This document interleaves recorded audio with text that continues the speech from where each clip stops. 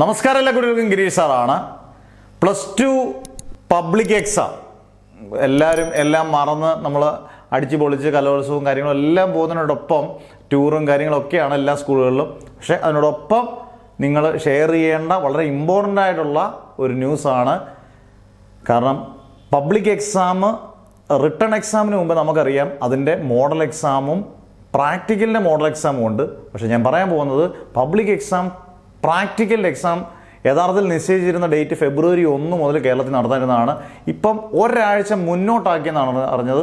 ഇത് കറക്റ്റ് 100% അല്ല, എന്നാലും നിങ്ങൾക്ക് ഒരു 90% പ്രതീക്ഷിക്കാം. ജനുവരി 22, 23 ഡേറ്റുകളിലേക്കായിരിക്കും പബ്ലിക് എക്സാമിൻ്റെ പ്രാക്ടിക്കൽ തുടങ്ങുന്നത്. എന്ന് പറഞ്ഞാൽ ഇപ്പോൾ ഒക്ടോബർ തീരാറായി, നവംബർ, ഡിസംബർ, ജനുവരി മുതൽ നിങ്ങൾക്ക് മോഡൽ എക്സാംസ് തുടങ്ങും. ജനുവരി തന്നെ പബ്ലിക് എക്സാം പ്രാക്ടിക്കൽസാണ്. അന്നേരം തയ്യാറാകുക. കാരണം 40 മാർക്ക് വെച്ച് പ്രാക്ടിക്കൽസിന് എല്ലാത്തിനും ഉള്ളതാണ്. നല്ലപോലെ മാർക്ക് സ്കോർ ചെയ്യാനുള്ളതാണ്.